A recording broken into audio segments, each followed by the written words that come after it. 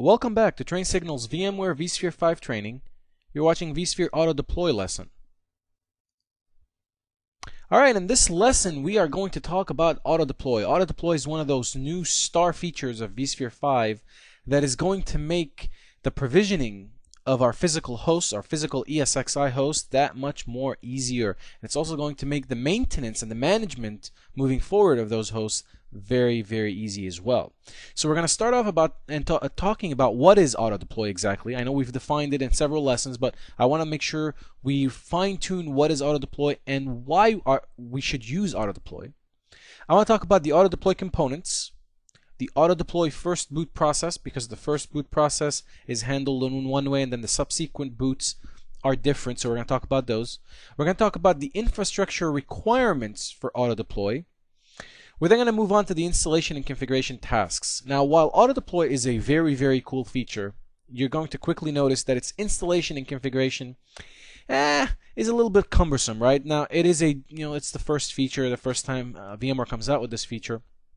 So I'm sure it'll be fine-tuned as we move forward in other versions, but again, that's why we're here, right? We're here to make sure that the installation and the configuration of this product is as easy and seamless to you guys as possible.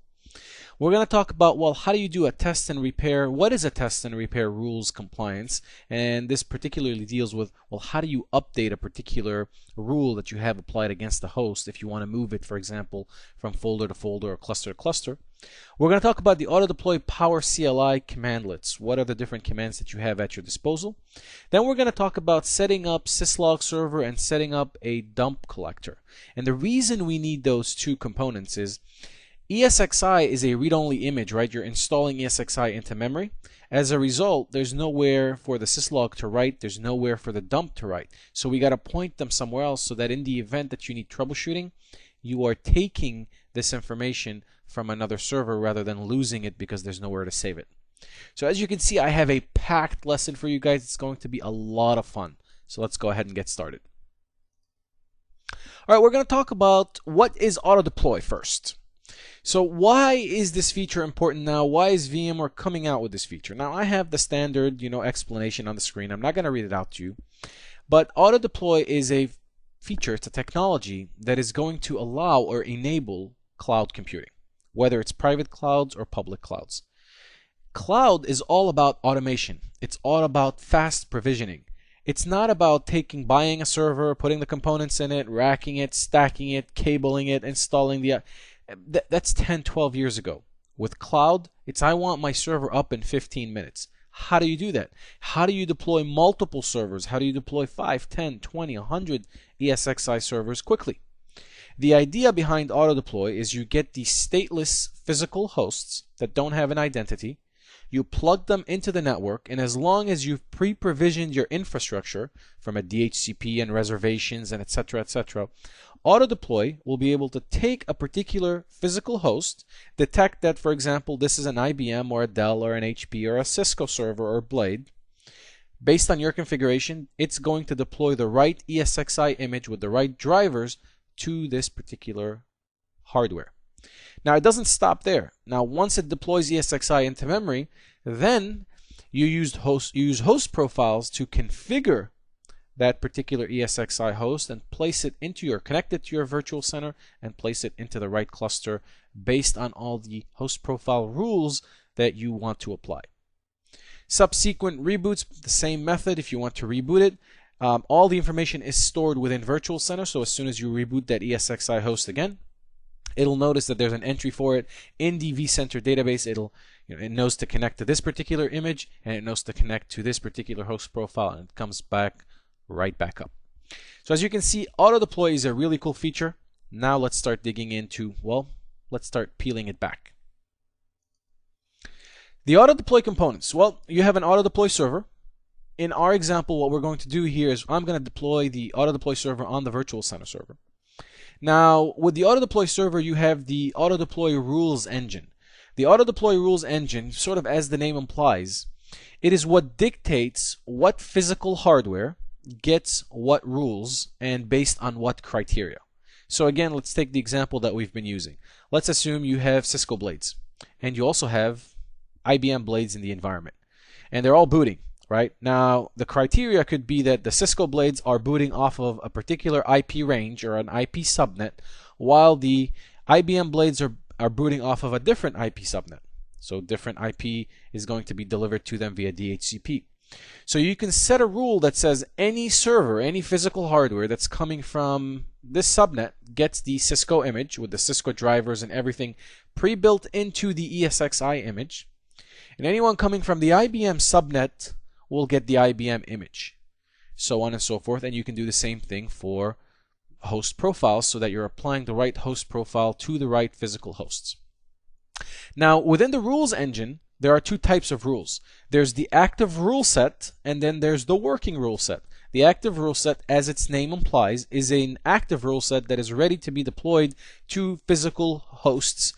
When these physical hosts try to boot up and they go through the process, and we'll talk about that in a second, they will detect the active rule set based on the criteria, and it will deploy that active rule set to them. Now, what is the working rule set? The working rule set is a way for you to test a rule before you actually deploy it. So, think of it as like a test area, but you're able to test your work sets against a particular host before you actually put it into production. Then you have your image profiles. So you have the default image profiles, and what I mean by an image profile is a simple executable, a simple, not more than an executable, it's an ISO that allows you to install ESXi.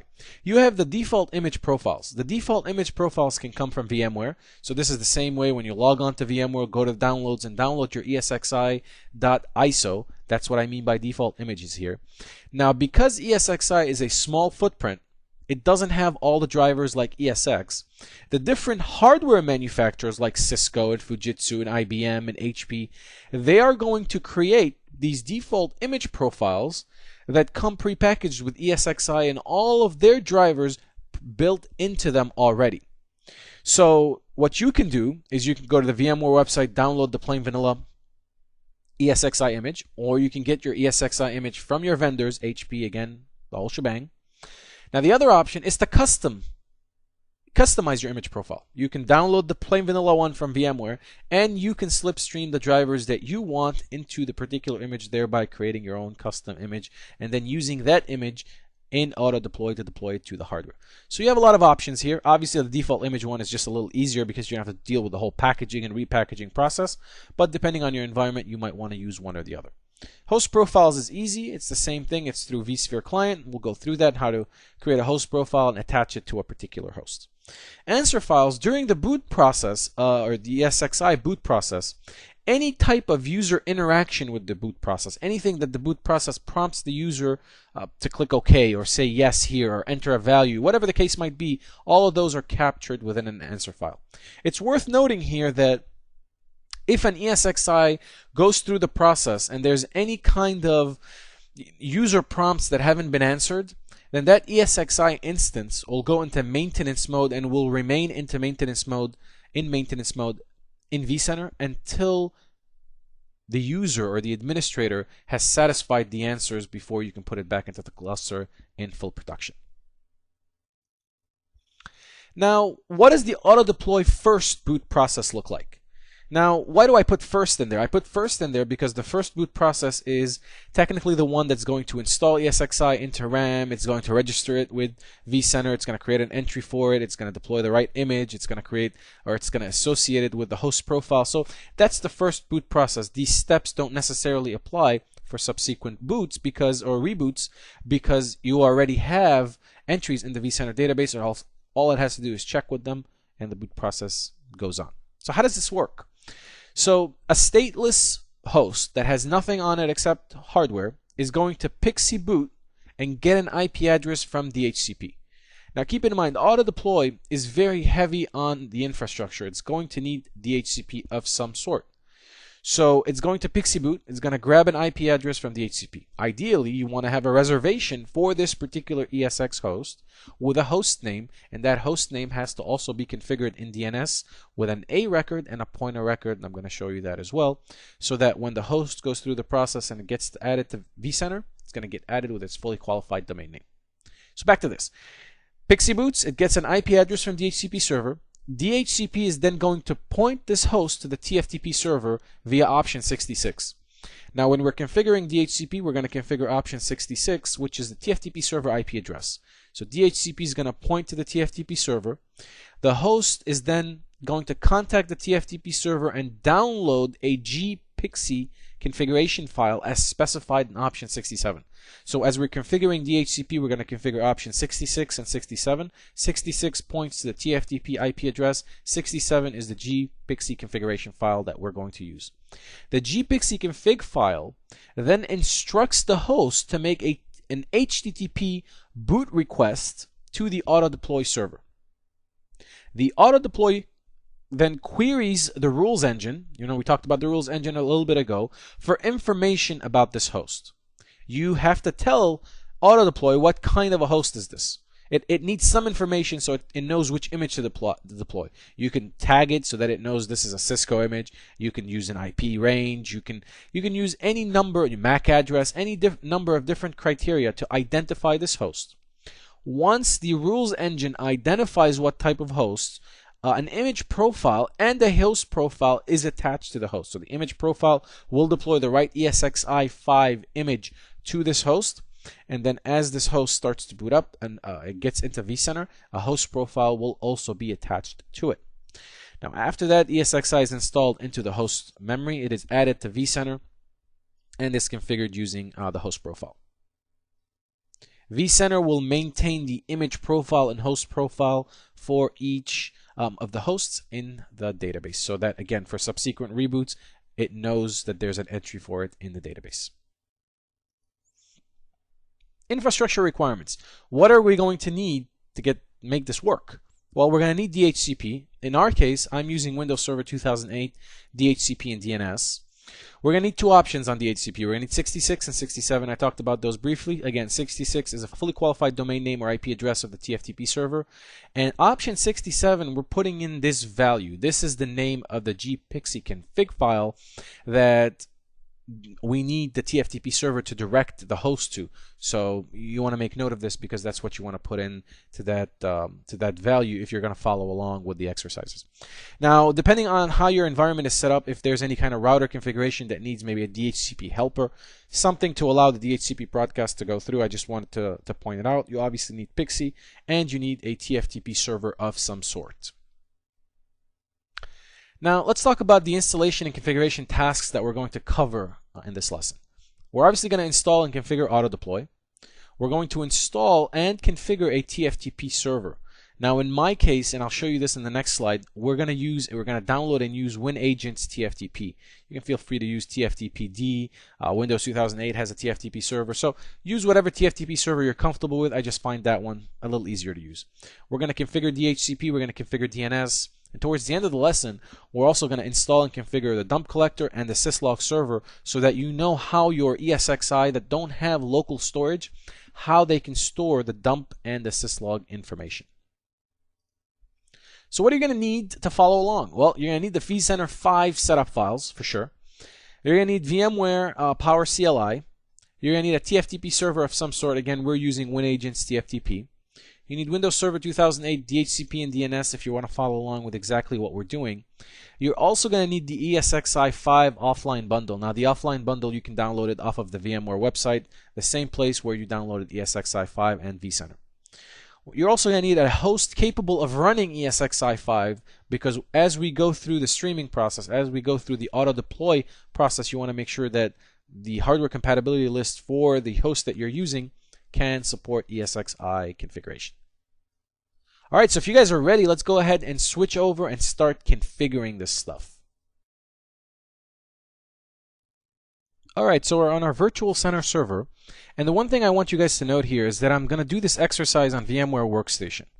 And the reason for that is because with VMware Workstation, it allows me to tab between the console of an ESXi server to Windows Server 2008 to Virtual Center a little easier so that I can show you what's going on, for example, on the console of an ESXi server. And since we're going to be doing the auto deploy, I want to be able to switch back and forth between the console.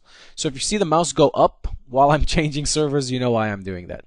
So the first thing I want to get out of the way is the infrastructure. So let's go ahead and log on to our Windows Server 2008 domain controller. And while we're at it, I'm going to give Train Signal a shameless plug here, right? So I'm going to be doing a lot of DHCP advanced stuff, some DNS stuff If you are not familiar with Windows Server 2008 or Active Directory for that matter, Train Signal does offer a kick butt Windows Server 2008 course. So make sure you check them out for that as well. So the first thing we're going to talk about is DHCP. So I've already gone ahead and created a DHCP scope for myself. And my DHCP scope is 192.168.2.0 through blah, blah, blah. So when you have that, under the address, under reservations actually, I've also done a reservation for the ESXi host that we're going to use in this exercise. And to do that, it's very simple. I mean, you right click on reservation here, you come down to reservation or new reservation.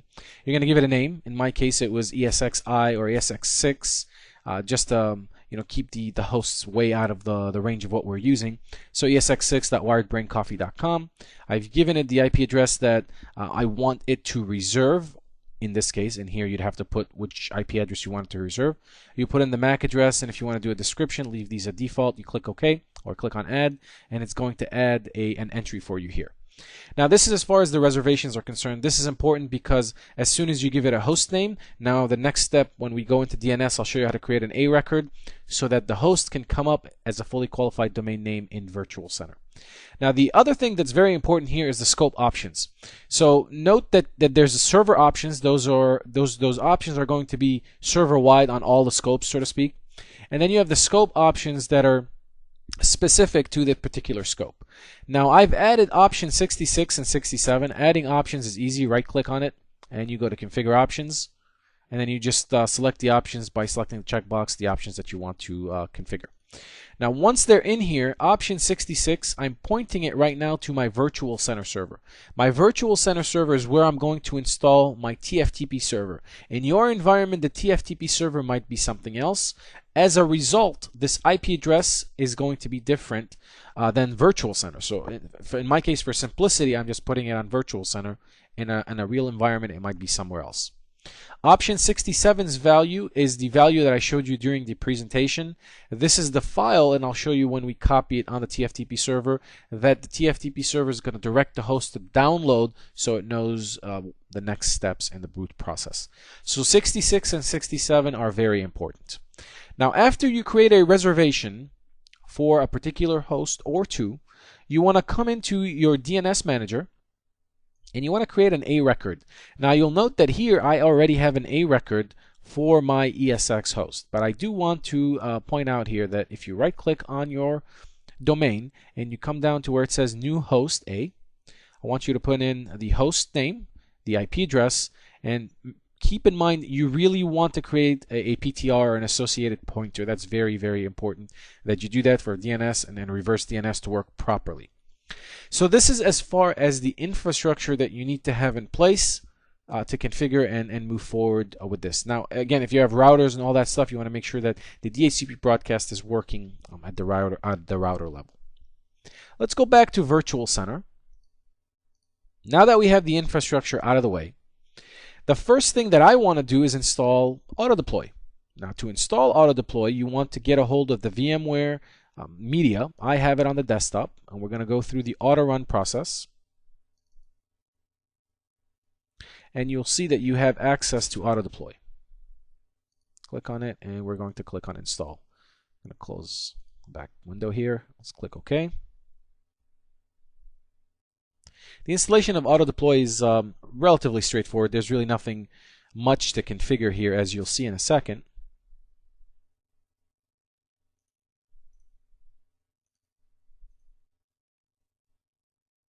This is the default directory where it's going to be installed.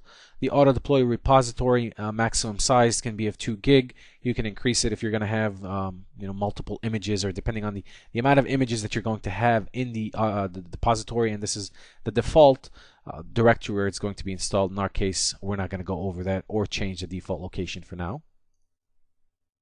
Here you're going to, this is how you link AutoDeploy to your Virtual Center server.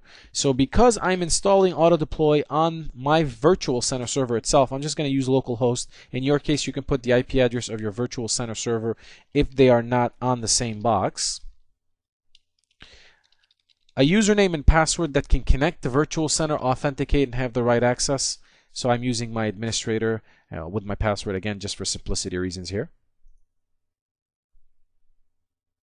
The auto deploy server port, this is a default unless there's a specific reason I wouldn't change this. How do you want auto deploy to be identified on the network? Again, right now it's just grabbing the IP address of virtual center, so this is how it would be identified. That's the only thing that I have right now, so I'm just going to go ahead and click on next and install.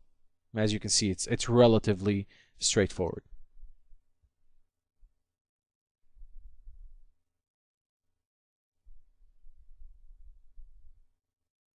And finish. We're going to exit out of here. Now, before we start Virtual Center and take a look at auto deploy, I also want to go ahead and install my TFTP server. I've also downloaded the TFTP server from WinAgent's TFTP. It's a free 30-day download that you can use if you're doing a test, and if you like it, you can buy it. Or if there's another, you can use TFTPD. If you're one of those network guys, Cisco guys, just love that particular TFTP server, so you can use that as well. Windows 2008 has one, so again, depending on your preference. This is just a straightforward and easy product to use at this point. Next, we agree to the license agreement. We're going to go with a complete installation. Next all the way. And finish. All right, now that we have TFTP installed, let's go ahead and log into Virtual Center and take a look at what changed and where auto deploy was added so that we can move on with the configuration here. Evaluation, yeah. Now the first thing that I want to draw your attention to is I've cleaned up Virtual Center. And the reason I did that is I didn't want anything else in Virtual Center to defocus us or derail us from what we're trying to do, because I want the host to move from folder to cluster and so on and so forth. So I cleaned it up so it doesn't look exactly like the Virtual Center that we've been dealing with, but I did it on purpose for auto deploy to stress a point. Now here what's happening is Virtual Center is trying to make a connection with auto deploy. Again, because this is a self-signed certificate, you're going to get this. In my case, I'm just going to ignore it. In your environment, you might want to get an actual certificate for Virtual Center. Now once you have that, if you click on Home, you'll see that auto deploy hasn't shown up yet, but any second now auto deploy will show up here. And there it is. So once you have auto deploy showed up, we're going to click on it. From a Virtual Center perspective, auto deploy is very, very boring. There's really nothing to do, right? I mean, you could refresh, and then you can download the auto deploy log files or download the TFTP boot zip file. Now, if you click on any of those links and they don't work, or you probably get an error, that's probably because of the Internet Explorer Enhanced Security is enabled on Windows Server 2008 by default. So to disable that, you want to go to your Server Manager. Show you how to do that real quick for those of you that haven't done that before. And you want to come here to down here to where it says Configure IE ESC and just set them both to off. And then that'll allow you to download these two files. Now again, these are the log files, so just in case you need them. Now for us, we've already installed a TFTP server. However, remember that file that we populated in DHCP so that the TFTP server can point to it? Well, now you get it from your auto deploy installation. This is a file that is inside of the zip file, so let's go ahead and download it. And I'm going to save it on the desktop just so we have quick access to it. That's really all there is to it inside of Virtual Center. There's the UI, the user interface. There's nothing really to do here within Virtual Center. So what I'm going to do is I'm going to minimize this real quick. And now that I have my download TFTP zip file, I want to open my TFTP server. So let's go ahead and open that up. WinAgents. You want to log on to the local server, and we do want it to start the TFTP services. Voila.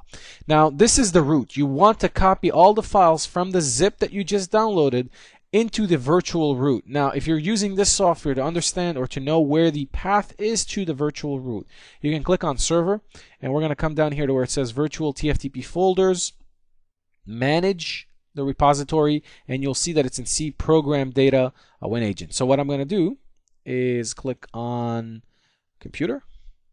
Now again, if you don't see program data anywhere here, you're going to click on start.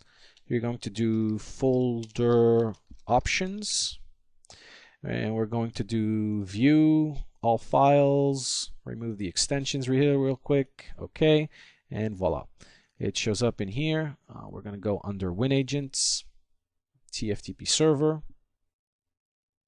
TFTP root. Now let's go ahead and minimize this real quick. Open the zip file. We're going to copy all the contents from the zip file. We're going to put them here, and let's close both of them real quick and go back into TFTP. You see that they've shown up under your TFTP server. Remember that file that we put on DHCP option 67? There it is. So this is where it's going to direct it to download this file, so that this file can direct it to continue the boot process. So I'm going to go ahead and exit out of TFTP now. So we have the infrastructure is completely configured at this point. What you want to do is find the host that you want to deploy ESXi to. And before we move any further, I want to test that so far our configuration is sound, right? So the first thing you want to make sure you have is the MAC address of that host. You want to make sure that it's in DHCP as I showed you. You want to make sure that your range and all the reservations and all that is taken care of. Now once you have that, I'm going to power on a host and let's see if our config so far has been successful. And as you can see, it got an IP address from DHCP, so all my DHCP is correct. It went to Pixie, so all the Pixie configuration so far is also correct. So it's going to get to a point where it's going to request an image. We don't have an image configured as of yet, so this configuration is going to get to a point where it can't go any further, but you can see that it's going through all the gPXE, all the proper configuration steps that we would expect it to go through. So again, it went through all the process. It doesn't have anything to boot into at this point, so it's not, the configuration hasn't been completed. However, I do know that at least my DHCP is working, my DNS is working, my reservation is working, I have the right MAC address, TFTP is working, all of that is good. So let's go ahead and switch back to Virtual Center. Now at this point, what I need is Power CLI. I've already downloaded Power CLI, and the way to get to Power CLI is again through the VMware website. You can go to vmware.com through the regular download your VMware Power CLI executable. I've put it here on the desktop, and for time purposes, I've already installed it. There's really nothing particularly interesting to see about the Power CLI installation. It's just next all the way. Now, once you've installed it, you want to first launch Power CLI. You'll see that you have two icons. You have one for 64-bit and you have one for 32-bit, so depending on the operating system you can use that. I'm going to go ahead and use the one that says Power CLI for 64-bit, so I'm just going to go with this. Alright, so the first thing we want to do is we want to enable the execution of commandlets within Power CLI. So for security reasons, Microsoft, is security conscious these days, and it won't allow some of these Power CLI commandlets to be enabled unless you enable the execution policy. So I'm gonna show you how to do that, and I have it pre-prepared here. So we're going to do set-execution policy unrestricted, and you're going to say yes to that. And as soon as that loads up, then we're good to go. I like to close and reopen it, and I'll show you why here in a second. And this is the reason why. It sort of gives me that comfort level that the Power CLI is working. It shows me some of the commands that are available to me, etc., etc. Now, the first thing I want to do is I want to show you this command, and even though it's going to be a little redundant from a show you perspective, I'm going to show you this inside of the presentation when we switch back to it. But these are some of the commands or the commandlets that you can run within Power CLI to control auto deploy. So I just wanted to give you an idea of what you can do to run that. And again, the command is get-deploy command. So that's just an easy way of doing it. Now, before we can move forward, we want to connect to our vCenter server. So we want to be able to connect from Power CLI to our vCenter server. And to do that, we are going to run the following command: connect-vi server, and then I'm going to do a space. My virtual center server is called vcenter5.wiredbraincoffee.com.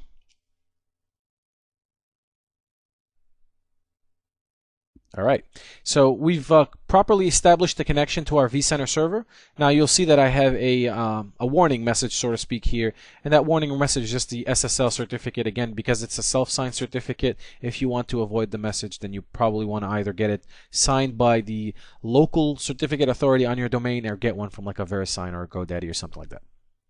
All right, so we've established a connection to our virtual center server from our Power CLI, so we're ready to go. Remember when I told you to download that offline bundle for ESX? So what you want to do is you want to create a place, a location somewhere that's easily accessible from Power CLI where you point it to the offline bundle. Now keep in mind, the offline bundle isn't the auto deploy repository. It is just a directory that I'm recommending that you create, and you put the offline bundle there, or any other VIBs or anything else that you download from manufacturers that have customized VIBs. You put them there, and then you have to run commands in order to import them into the auto deploy repository, as I'm going to show you. So here's what I've done. Under my computer, again for testing purposes, I've created a directory called VIBs. Under that, I've just basically downloaded from vmware.com the offline package, and you'll notice that it's got, it's a depot.zip. So if you're trying to download it, this is what it looks like. Once you have it in this directory or any other directory of your choosing, you can come into Power CLI. Now we want to import that into auto deploy repository, and to do that we're going to use the command add-esx-software depot, and I'm using quotes because there's spaces, the full location to that particular directory and the file name, that I have in there. Once you have that, we're going to click on enter, and voila, it has now imported that particular image that we have into its repository. All right, now we want to take a look at what images are in this repository. Right now I happen to have just one, just because we've imported it, but I'm trying to show you here as many commands as I can, just so you know and learn these commands, whether you're taking the VCP5 test or just so you know them in the future from an administrative perspective, once you have done more than just one, how to find what's in your repository. So again, we're going to use the command get-esx image profile. And voila. These are right now the images that I have in my repository, in my auto deploy repository. What I want to do is I want to take this particular image, the standard image that I have here, and I want to use that to deploy it to my ESX host. Now, in order to do that, I also, as part of that, I want to make sure that my ESX host is connected into a folder in vCenter called staging, because I don't want to add it right away into my cluster. I want to make sure it gets added into staging first. I want to make sure everything's okay, and then we can run other commands to move it into the production cluster. So I want to take you one step at a time through all of these. So let's go ahead and get that command as well. And before we click enter, let's go ahead and dissect this command. So the command is new-deploy rule. So we're creating a new rule, right? Now I want to give this rule a name. What is the name of this rule? It's called staging. And the reason it's called staging is because I want this ESX host to be deployed in my staging area first, and it's a folder in vCenter that I have created. So if you go under vCenter hosts and clusters, you want to make sure you have that created ahead of time. So it's called staging right now. And I want you to deploy -item means I want you to deploy this particular ESXi image, which I have in the repository, and I'm copying it word for word in quotations. And I want you to deploy it into the staging folder in my virtual center. You'll notice that there's a comma and then there's a staging folder. Now -pattern. The pattern is the criteria against which you want this to be applied. This criteria can be a MAC address, it could be tags that you've assigned, associated, or created. It could be a range of IP addresses. So you can have your DHCP range. Let's say it's, in my case, it's 192.168.2.70 through 80. And then later, when I show you some other commands, I'll show you how to use the range. We'll use the range instead of the MAC address. But again, to show you the full swing of things, we're going to use the MAC address of the host to create this particular rule. So when I'm ready, I'm going to click on enter.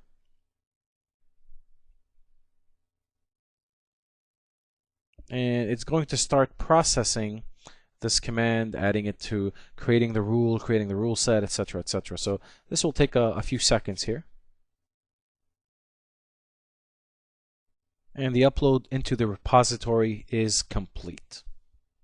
All right, so we've uploaded everything into the repository. We've created a root, a rule. We're all ready. Am I missing anything? Anyone? Bueller? During the presentation, I mentioned something. Anything else? Yes, we have to add the rule to the active set rules. Otherwise, it won't take effect. So to do that, what we're going to do, we're going to use the following command, which is add-deploy rule-deploy, and then the rule name that we just created. And as you can see, after it finished uploading everything and the rule was created and everything, it gave you sort of a summary of that particular rule. So its name, the MAC address that it's associated with, the image that it's associated with, and the particular folder or cluster for that matter in Virtual Center that it's going to be added to. So the comma and then whatever is after it, that could be a host profile, it could be the folder, it could be a cluster. So now let's make this part of the active rule set. I'm going to go ahead and click on OK, and voila. Now I'm going to reset my host and see if anything changes. Technically, it should boot right into ESXi and start the installation. So let's see if we did this right.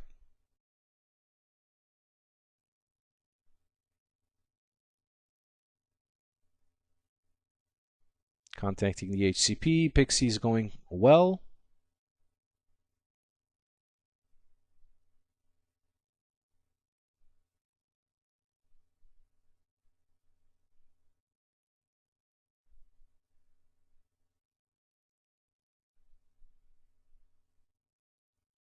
And there you have it. It is going to start the configuration of ESXi into the memory of this particular physical host that you are deploying. It'll take a few minutes, but it'll install it. After it installs it here into memory, it will then make it available, or assign it or attach it inside of Virtual Center in a folder called staging that we have created ahead of time.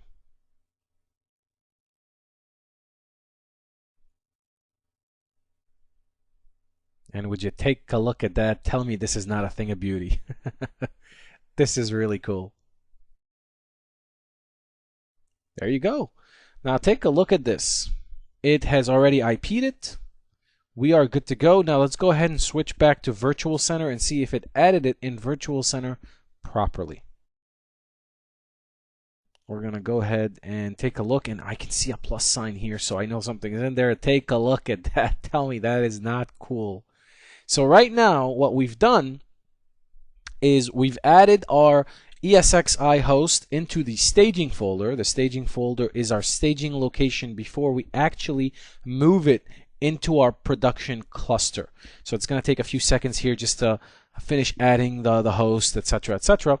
But once it's added, then we can start creating a host profile for it, and the next step, we can move it into a particular cluster if we wanted to do so. And voila, there you go. So we now have added the ESXi host into our Virtual Center in a folder called staging. Now, technically, let's assume that we have a cluster in here called prod. This is our production cluster, and we want to be able to, after we've done our configuration to our host, after we get a host profile out of it, we want to move it into production. Now, the first thing I want to do is I want to create a host profile out of this.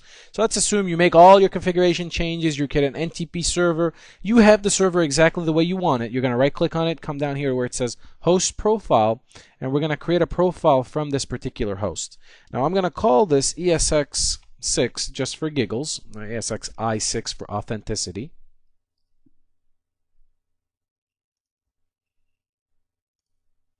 And I'm also going to attach that particular host profile to this server. Now to do that, we're going to put the server in maintenance mode first. So we're going to right click on it, enter maintenance mode, yes please. Once the server is in maintenance mode, we're going to right click, we're going to drag down to host profile, we're going to apply profile. And yes, please apply, finish. Thank you very much. So now that we've applied, or we're in the process of applying the host configuration profile to this ESX host, what we've done so far is we've Pixie booted, we've created an image entry, profile entry for this host in vCenter. We've now created a host profile entry for this host in Virtual Center as well. So now it's very easy for us to reboot this host or do whatever we need to do to it. First thing I want to do is I want to take it out of maintenance mode now that we have completed everything that we want to do to it. Now the next thing I want to do is I want to move it from staging and into production, into my prod cluster. So let me show you how we do that as well. All right, so let's bring back Power CLI. Now the first thing I want to do here is you can't modify a rule that is already active. You have to copy that rule and then make the modifications and the changes you want. So we're going to use this particular command. We're going to copy -deploy rule space -deploy rule. It's staging. That's the name of the rule that we have. And what we want to change here is we want to replace item. Instead of staging, we want to go with prod for our production cluster. So I'm going to click on enter to execute. And the enter command has executed and is already taken. So you can see that the replacement has already taken place here in my working set at this point. It's not my active set at this point because I've made a copy, right? So it's prod has taken effect. The next thing I want to do is I want to verify my host access. Now this is a command, and some of these commands that I'm showing you, you can choose to use or not at a later time. But you want to be able to modify or to verify the host accessibility. Can you attach to this particular host? Now to do that, we are going to run the following command. And the command is get-vmhost space -name and the name of the fully qualified domain of the ESX host that you want to verify. I'm going to click on enter.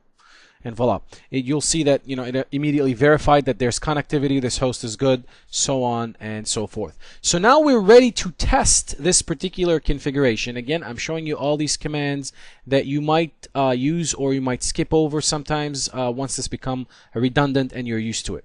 Now the interesting thing about what we're doing with how we test here, and I want to draw your attention to it, is you'll see we're using an environmental variable here, $TR. So we're going to use this environmental variable in the next command. So we're going to issue the test right now to see, this is going against our working set, to see if everything would work properly.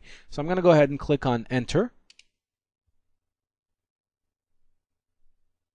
And voila, it executed without any issues. Well, now that we know that this is valid and I'm ready to make my change, the last command to remediate is going to look as follows. Now it's called repair -deploy. It's not really it's not really repairing anything, but this is VMware's way of saying you're about to modify this.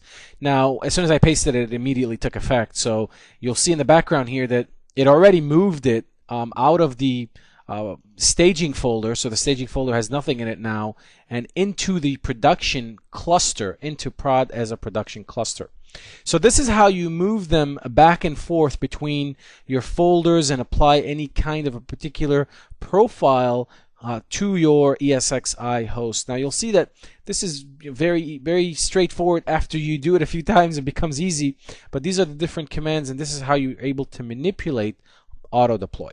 Now, before we move back to our presentation so I can share with you a few more things, what do you guys say we get rid of, or we get through some of the configurations and installations that are left here, which we still have the dump collector and the syslog collector that we need to install. So to do that, let's go ahead and minimize vCenter, and let's also minimize our Power CLI. Let's go back in and get the auto run for Virtual Center. Let's close the background. Kind of annoying. And let's start with the dump collector here. I'm going to click on install.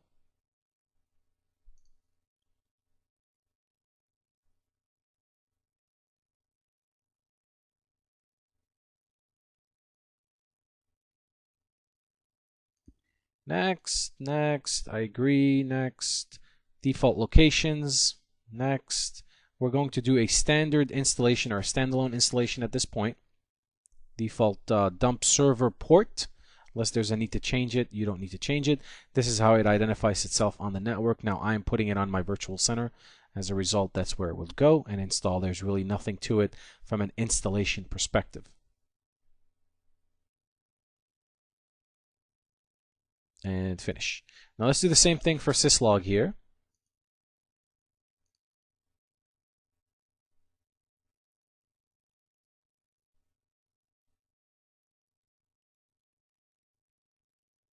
Next, next, I agree, next.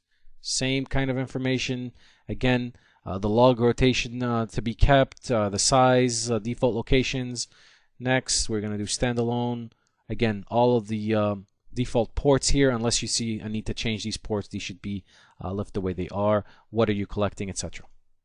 Again, how it identifies itself on the network, and install. Now, while this is installing, when I flip back to the presentation, I'm going to share with you some of the ESX CLI commands that you can use with the dump collector and with the syslog collector. However, if you're like me, I don't know what this craze is about this. Oh, we want to use Power CLI, Microsoft, Citrix, VMware. Everyone's creating these Power CLI things, and you got to type and remember all these commands. And I'm like, look, I'm a visual person. If there's a GUI to do it, don't bother me. I mean, for all intents and purposes, auto deploy should have been a GUI inside a virtual center. I don't know why there's so many commands that we have to jump hoops through, but hopefully in the next iteration. But now that we've installed both of these services on Virtual Center, you can control their behavior from the host profile itself or from command line. Now I'm going to show you how to do it from host profile, and when we flip to the presentation, I'll show you how to do it, or I'll show you the commands on how you can do it if you want to use ESX CLI. Let's go ahead and get out of the auto run here and get back into Virtual Center. And we're going to go back to home here, and we're going to select host profiles. And we're going to right click and click on edit profile. Now, the first thing I want to show you is where you modify the core dump collector stuff, and that'll be under networking configuration. And then network core dump settings, you can expand that. Select it. And then once you selected it, you can click on edit, and these are the information that you would have to put in here. So the first thing you want to do is, obviously, you want to enable or disable it, so you want to enable it. You want to select the host NIC to use, so you could do like, for example, VMK0 if you want to use the default service console or the virtual switch, where the default virtual NIC that comes with it. The network core dump server IP address, in my case, would be my virtual center server IP address. The network core dump server port, you'd specify the port, any particular port. If it's the default port, you can put that in as well. So the default port, for example, would be 6500 unless you've modified it, and you can put in the IP address of your virtual center server or wherever you have it pointing to. In my case, it would be 192.168.2.52. So that's as far as the core dump configuration is concerned. Now, if you guys want to do this through command line, I'll show you how to do that as well. Now let's go and move on to syslog. Syslog is located in a different area, and it's located under the advanced settings. So if you expand that, you'll notice that you have all of these syslog configurations that you can go through in order to configure syslog. And what is it, what do you want it to save, where do you want it to save it, what's the rotation going to look like, etc., etc. What directory, what's the size of the directory. You have a ton of options here on how to customize and configure syslog to meet your particular needs. However, that's all there is to it from an auto-deployed configuration and installation, a syslog, all that good stuff. So I still have some more things I want to share with you, so let's go ahead and flip back to our presentation and finish this off. All right, so we went through this exercise when we were updating our rule so that we moved it from staging into our production cluster. But I wanted to also display it for you on screen here, just in case you needed a refresher of what we did, the steps that we did them, and why we did certain things the way we did them. So the first thing would be to make changes to our rule. Obviously, you can't make changes to an active rule, so you have to copy it using the copy command, and we changed from staging to prod, as you can see here. Then we moved to verify host accessibility. We wanted to make sure that the host that we were going to try to copy this rule against is accessible, so we did that as well with using this particular command.